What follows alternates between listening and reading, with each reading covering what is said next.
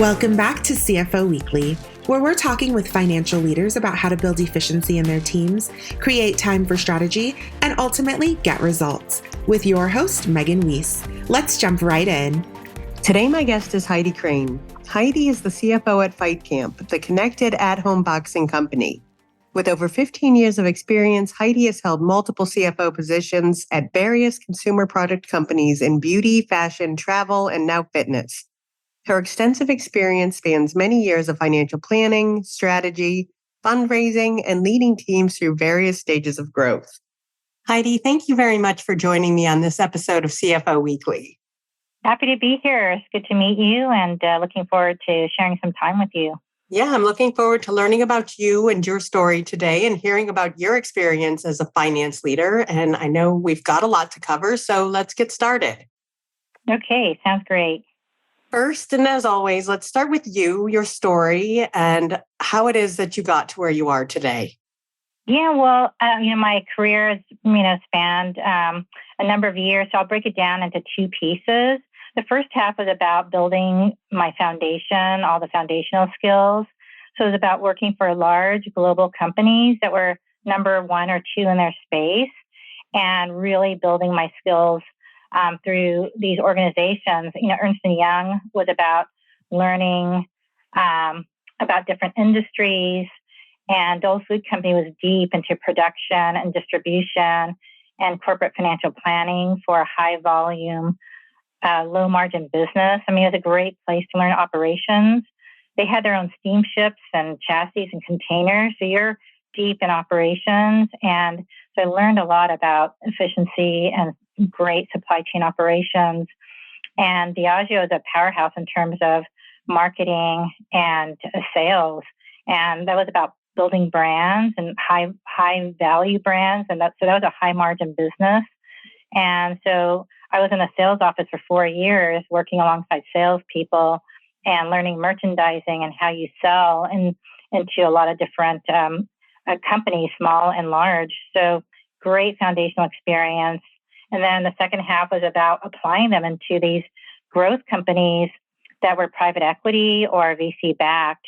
And I feel very fortunate to have been part of the whole growth economy and the explosion of e-commerce and being part of that and applying these skills to these companies. I've been CFO of 5 companies, so I had a lot of opportunity to apply these learnings. And it was that initial experience was tremendously valuable, taking them into organizations that aren't structured and don't have the guardrails. So I am very appreciative of, building my career from the ground up, working with really incredibly talented people that had deep expertise in their space.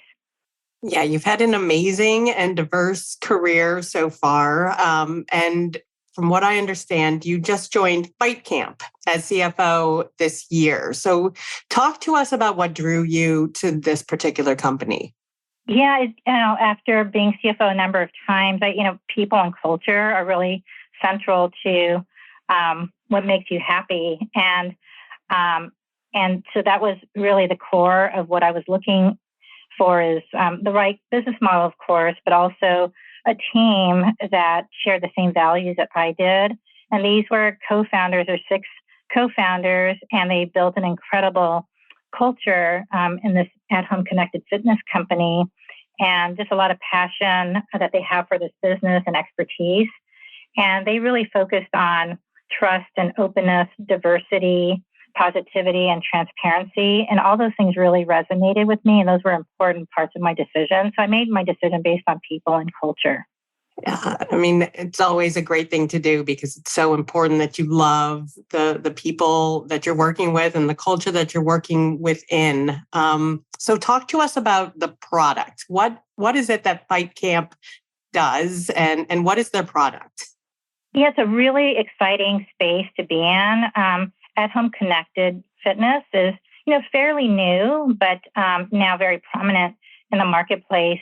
But we're unique in that, we focus on boxing, kickboxing, and we're doing a lot of innovations that involve multiplayer and gamification to make it really a fun experience. but it's something that you can learn and do at home. And, so we have a lot of professionals who are busy that use our product. And we have a lot of excellent trainers that really get people comfortable with the sport. And it's one of the best things you can do for exercise from a cardio and strength perspective. And it works out your upper body and lower body and core. And it's really time efficient.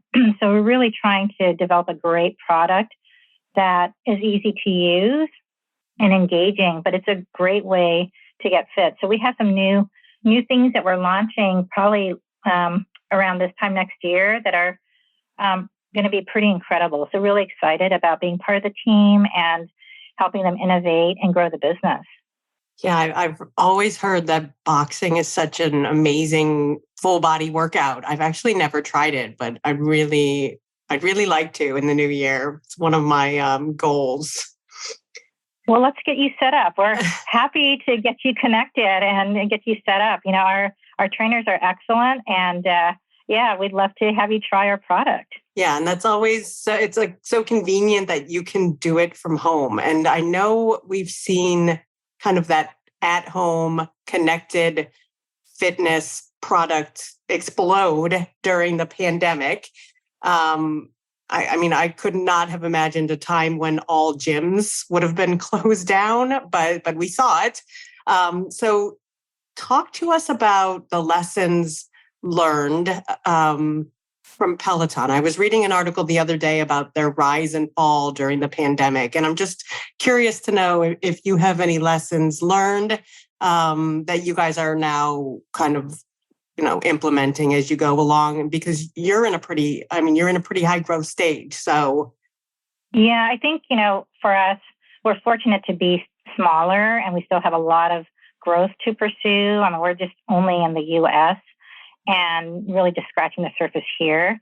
And, I think, the Peloton story is an incredible one. And we're all very excited to see how they exploded and I'm very excited for their success. And I think a lot of companies raised a lot of money and deployed it very quickly. And so we were fortunate to raise money last year, and we're deploying it very carefully. And I think in terms of investing in areas that have a immediate return will be really important.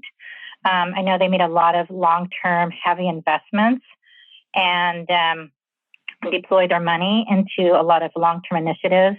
So, we do have some initiatives that are longer-term plays, but a lot of what we're working on have quick payback and, strong ROIs. So I think it's really making sure we manage our cash effectively so that we can survive lean times. So I think we're learning, growth ends at some point. So you have to be prepared for shifts in the marketplace. And we're going to be facing a pretty interesting year next year. So I think we're all trying to be ready. Yeah, I'm eager to see what 2023 brings. But you've worked across different industries: beauty, fitness, travel, e-commerce. So talk to us about being a finance leader and the commonalities across industries, and then what differs as you move across these different industries. Yeah, well, I think, all of those companies that I've worked for are all consumer product companies, and most of them were in the digital space. So there are a ton of similarities in terms of how you apply finance within those industries, in terms of processes and systems and data analytics around customer and product. So a lot of the skills were very transferable. It's really learning the lingo, the price positioning and marketing strategies. And probably what was the most different were the personalities, the culture of the different businesses. That was probably the biggest difference in knowing how to navigate each of those cultures. But they're all very fun, high energy, and really was glad to be part of each of these different industries. It's keeps things interesting when you learn different businesses and what makes them each tick. So have enjoyed working across these different industries. And the role of CFO itself has evolved, I think, an awful lot over the last, let's say, decade. How do you stay relevant? I mean, how do you make sure that you're the CFO of the future? Yeah, that's a great question. I think since I've worked in these early growth stage companies, you have to really continue to stay on top of the latest tools and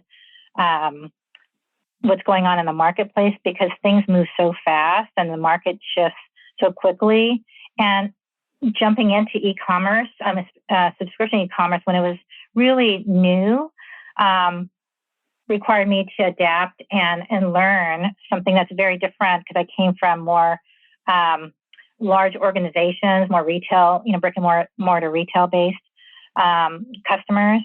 So I think learning those skill sets early on with my first experience in e-commerce really helped me adapt. And also I work for a lot of young entrepreneurs. They're very, all very passionate about new technologies and finding new niches and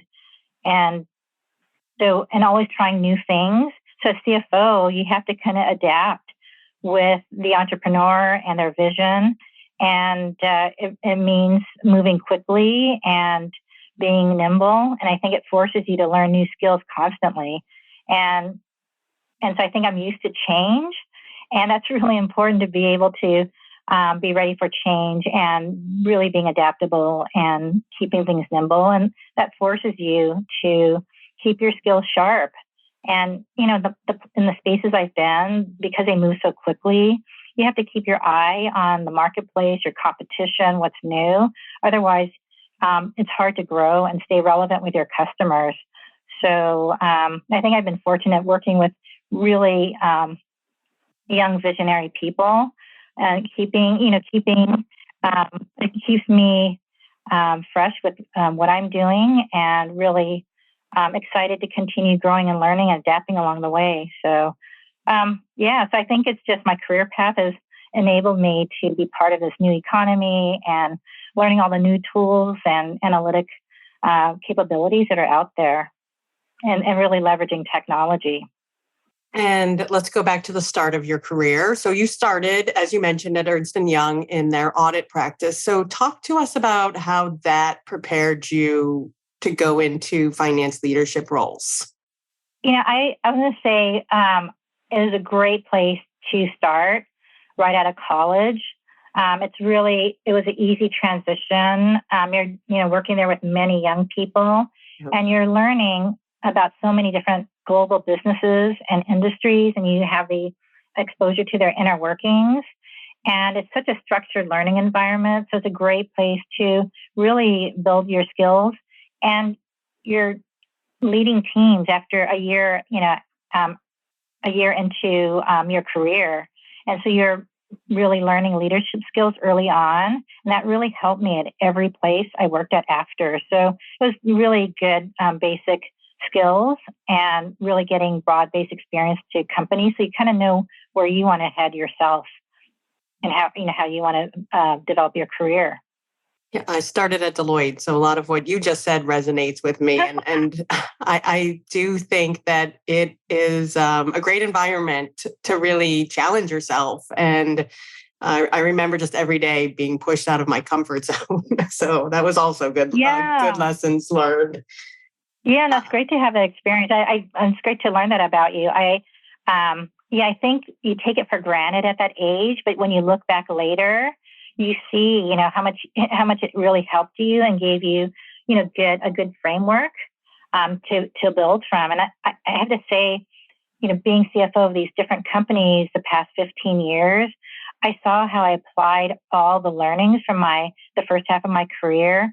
And I used it repeatedly. And I was so grateful for how much that prepared me, that a year or two ago, I wrote to all my former bosses from 25 years ago to thank them for their mentorship, and to really recognize, their deep experience and how they played a big part in imparting great knowledge, and you can't learn these skills from school or just high level exposure. It's just being knee deep in the business with these incredible experts who are in the industry for many, many years. I saw how much I learned from each of these executives. And I was so appreciative because I really know business very deeply because of it. And I wrote thank you notes to all of these executives. And, it was really something I was grateful for in terms of, their investment in my career. And I just saw all the many benefits and I wanted to express that. Yeah, that's awesome that you did that. I'm sure they were very appreciative. It's something a lot of people probably never get throughout their career as a thank you. Yeah, I was so appreciative. I really saw how it helped me. And I did hear back from a couple of people, and it was just really great to reconnect and see what everyone was doing. So I was just happy to do that and just wanted to express that. But it's nice to be able to help these young companies grow and succeed, and to be able to do that and feel confident about how you can help is really a big thing to contribute to these organizations from a finance perspective. So I really enjoyed what I've been doing. And speaking about young companies, so how do you find working in an entrepreneurial startup environment as compared to those larger corporations where you started your career? I'm sure it's like night and day. Yeah, it is really different. And, when I first made the shift to private equity-backed growth companies, it was a medium-sized company. It was 600 million, so it was easier to make that transition. But then when I went to working for entrepreneurs who were in their 20s and early 30s, and the company was more like 60 million, it was a very big change. And we didn't have a safety net. We didn't have guardrails. And you actually have to know how to do things yourself. There's not a department to go to. You have to actually roll up your sleeves and do it. And if you haven't done it, you have to figure it out. So it's really about contributing and being part of an organization that's testing and learning and being nimble and being able to pivot anytime to help shape the company in the right direction. So you're in the large companies, you're doing these large scale complex projects, which are, really sophisticated, and you get deep knowledge. But when you go to these entrepreneurial companies, you're really seeing many different parts of the organization working together to achieve one end goal. And that's, I think I really enjoyed that. So I've continued to do this because I enjoy seeing teams come together towards a common goal and a common vision. You can learn in both organizations, but to be able to work across an organization as I do now would be tough to do in one of these Fortune 500 companies because there aren't that many roles where you could do that, and maybe you never ascend to that level. So being able to really help and have deep impact has been really great. So I've enjoyed this. And as a CFO, how do you support that entrepreneurial spirit while putting those guardrails and bumpers in place? Because a lot about being an entrepreneur is about taking risk. Yeah, I don't mind risk taking, and I like the new challenges that these entrepreneurs, are facing, and we're having to combat as a company. And those are, problems to solve. I think that's where my experience has been really helpful because I don't need the guardrails in place, firmly in place. I know I know how to navigate without the guardrails because of my experience.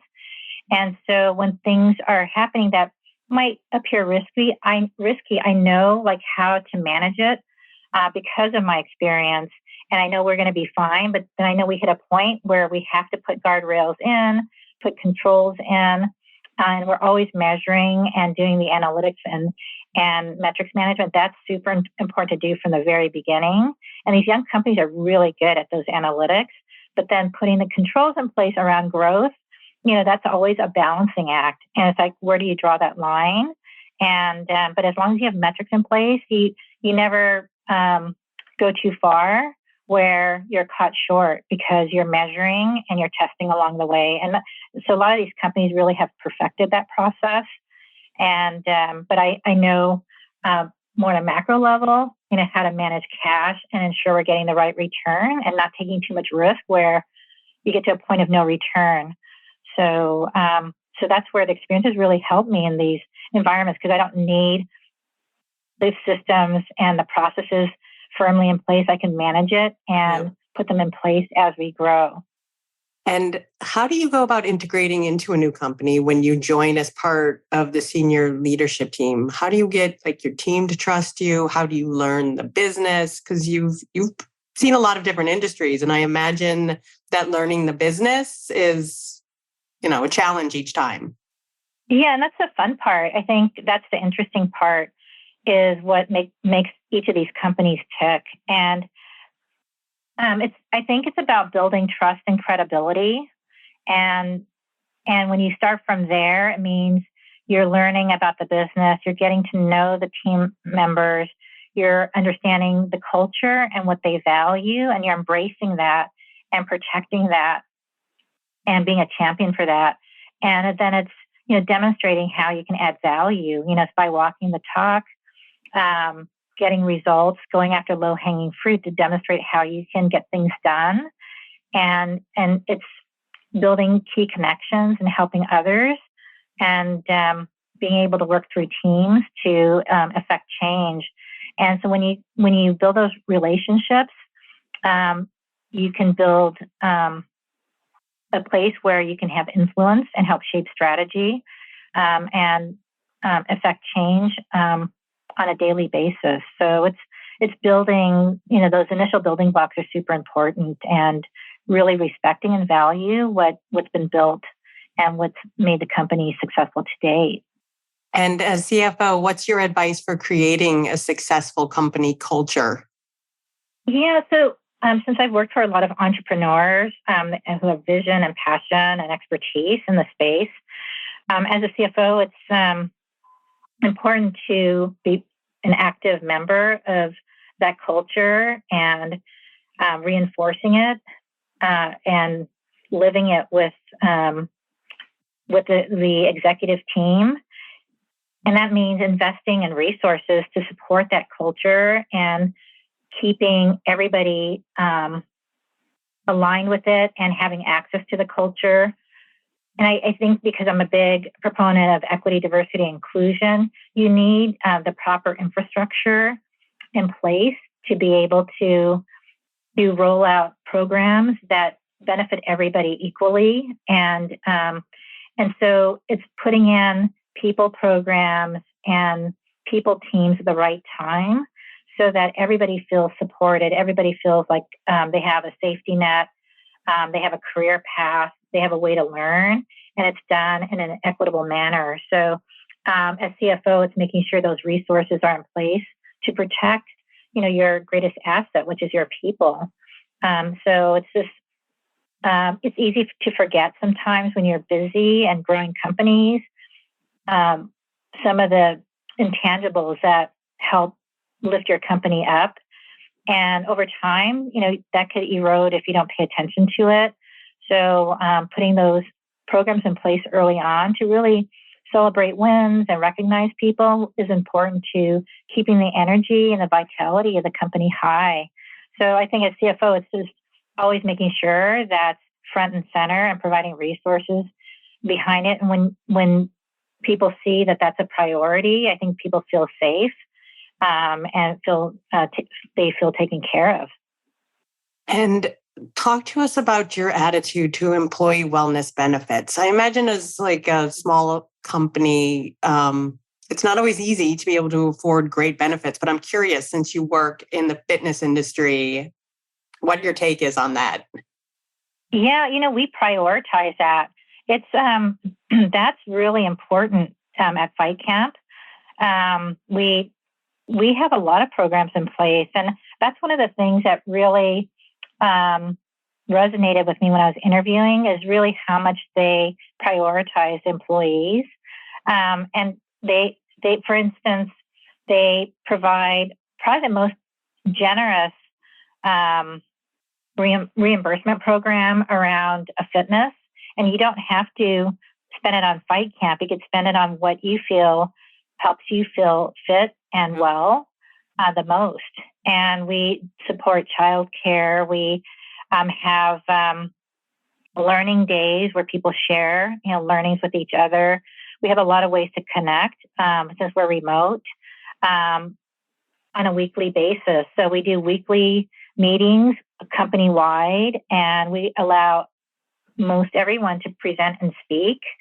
And we have other meetings where, we what we call Learning Day. We have virtual lunches. And, we have a 401k with full matching. So we do a lot to make sure our employees feel like they can grow and learn in our environment. Being in a growth company is, busy and very challenging, but we make sure that our team is taken care of. And we also ensure we put money aside for education, which means that the managers have to ensure that they're doing something to actively support the education of their people. So we require you to spend a certain amount on each team member towards education. It could be through meetings, it could be through a class. There's many different ways you can do that, but we leave it up to each manager. So even though we're a small company, we really value what our team members do, and we know that they contribute a lot to our success. So there's a lot in place today, even though we're a young company. They really just launched their product in 2018. So Wow.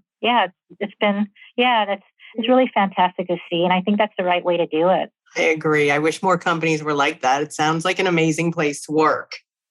Yeah, it's been great. So I've really enjoyed it. It's I think they took the care to do it right. And the founders, they got their initial key funding through Y Combinator. So they went through a whole program through Y Combinator, and to really compete and do well and be one of the finalists there says a lot about the co-founders and their business model. And in that process, they took all the learnings of Y Combinator to heart, and they applied them, and they really understood and took it seriously. And I think some of what they've done here is because of those learnings. I'm just curious, what's their background? How did they come up with this product? Were they passionate about this at some point, taking classes in the gym, or how did they develop this? They're actually, some of them are former boxers. Okay. The CEO is a former boxer. We have a number of them are into boxing, but some of them did it and were very competitive with boxing. And they came up with thank you for asking, because I think it's really important. One of the key components of the company is they developed trackers for Olympic boxers to track their punches. And before these trackers, it was done manually. And part of boxing performance is, your speed and the number of punches you execute within a certain time period. And so they were able to automate that through this technology. And that's what we sell as part of FightCamp, is these trackers to track your punches. And so you have these scores that come out of all your different rounds that you do. And it keeps it competitive. It keeps you enhancing your performance. And when we make it multiplayer, it'll be, you can, compete with others to work out with you in the same space. But right now you compete with other people who, are on the FightCamp system. But so it's that technology that we're using and leveraging across other forms of fitness. And that's what we're working on right now. So that's a really key thing that they developed, and many Olympic boxers use that. So it's really tried and true technology that helps with improved performance. Yeah, that's awesome. And I guess what you just spoke of is part of the gamification. And I think when I was on your website, I even saw a kid. Is this product something like kids can get enjoyment out of? Yeah, and we lead have a them down lot a of families. lead them down a healthier path. Yeah. It is something that we have set up for families, and we have, child-sized gloves, and um, it's around 60% or 65% of our customers are families.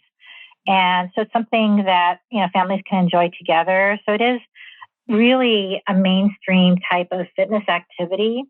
And kickboxing is really on trend and a growth area. So it's an area that we want to do more in. But definitely it's for families. We want it to be interactive, and those are some of the things we're working on to really improve the interactivity and the connectedness of everybody using the product.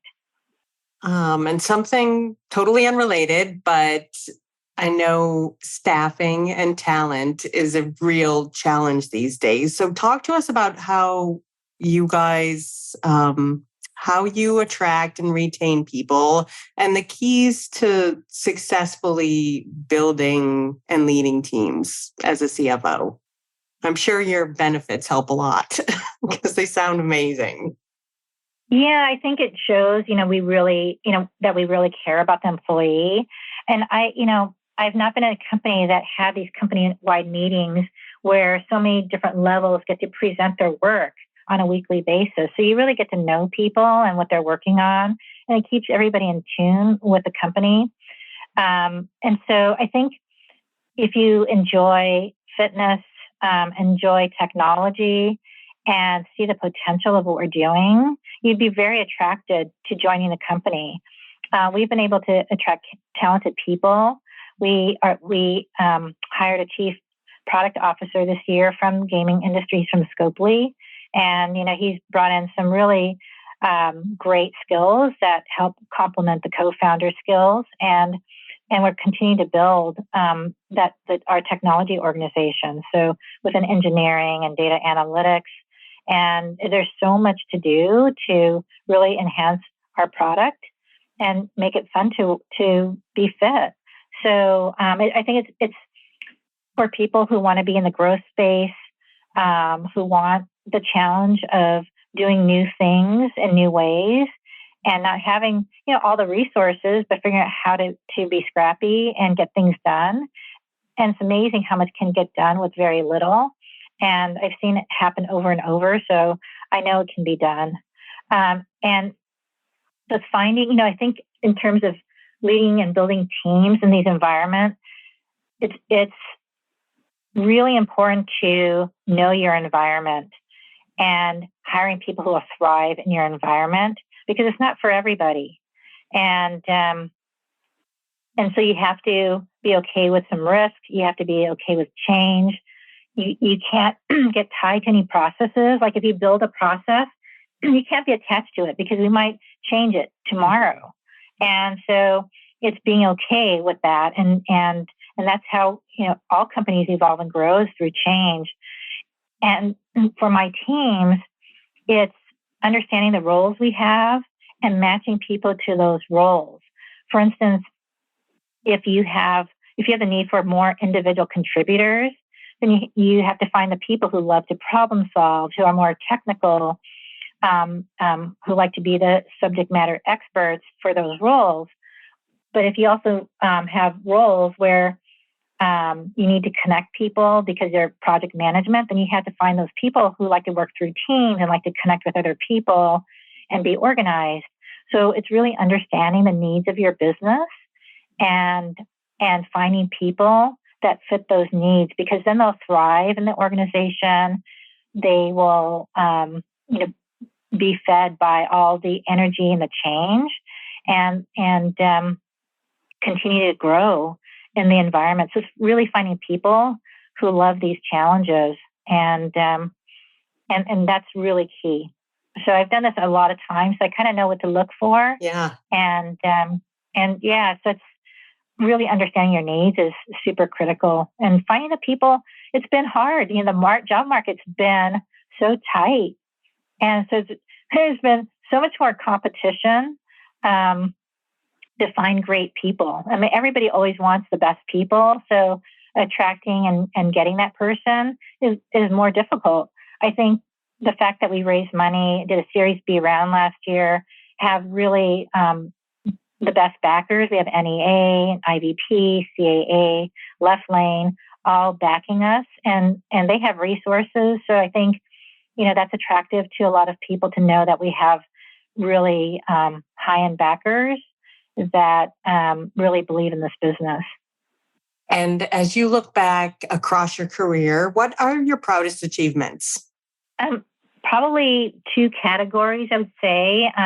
It's hard to pick any particular one, but, one category would be reaching milestones with the team together. For instance, I would be like successfully selling a business, reaching unicorn status, raising a large round, and you achieve that together. It's something you can't do by yourself, and it's accumulation of everybody's efforts that got you there. And that feels really good. And it brings the team together and makes everybody feel like it's a big win. And that, that halo really carries you forward to the next tough thing you need to do. So I think that's one bucket. And the other is just in building, one's career as CFO, the experiences you have, the connections you have, and the resources that you've built over time, being able to allow other people to leverage that and benefit from that is, I think, a great achievement. If you can help add value to other people's career and have them leverage your resources and your experience, then you're really doubling, tripling what you've done. I mean, who knows? That's exponential, and that I think is super rewarding to know that you've built up skills that can be valuable to other people. So I think, that's something that I've felt was important in terms of building my experience, is helping other people achieve success in their careers. So that would be probably one of the best things that could come out of my career. Yeah, you sound like a wonderful leader. Last question. I try. Last question, as we are staring down 2023, what's keeping you up at night? What do you see as the biggest challenges on the horizon? Yeah, next year, it's going to be an interesting year for all of us. There are so many predictions of what next year is going to look like. So, nobody really knows. And we have to be ready for anything. So, thankfully we raised money last year. So we're going to have to be more conservative in how we deploy that cash, and to be prepared for the unknown. We're just doing a lot of scenario modeling and what if scenarios to make sure we're prepared for anything that is thrown our way, and that we can shift and adjust along the way. So it's just being, ready for anything. And I think, we're grateful that we have funds that were raised recently. And it's just, we have to manage it really well. So we're preparing. We want to grow and we want to continue innovating, but we just have to be very smart about how we do it. Heidi, thank you so much for being my guest today. Oh, it's been a pleasure. Thanks so much. It was great to meet you, Megan. And I really do want to get you set up with FightCamp. So I'd love to connect you with our team to get you set up. Absolutely. That would be wonderful. I'd love to get you into boxing. And I appreciate you taking the time to be here with us today. And I wish you and FightCamp all the best. Sounds like you're both doing amazing things. And to all of our listeners, please tune in next week. And until then, take care. If you're ready to boost efficiency and streamline your accounting processes at significant cost savings, it's time to talk with Personiv. Their people-powered solutions have transformed the delivery of back-office tasks and general accounting functions for decades, partnering with clients to provide everything from accounts payable to payroll services. See what Personiv can do for you by visiting personiv.com. You've been listening to CFO Weekly, presented by Personiv. Please subscribe wherever you get your podcasts to hear all of our episodes. Want to learn more? Check out personiv.com. Thanks for listening.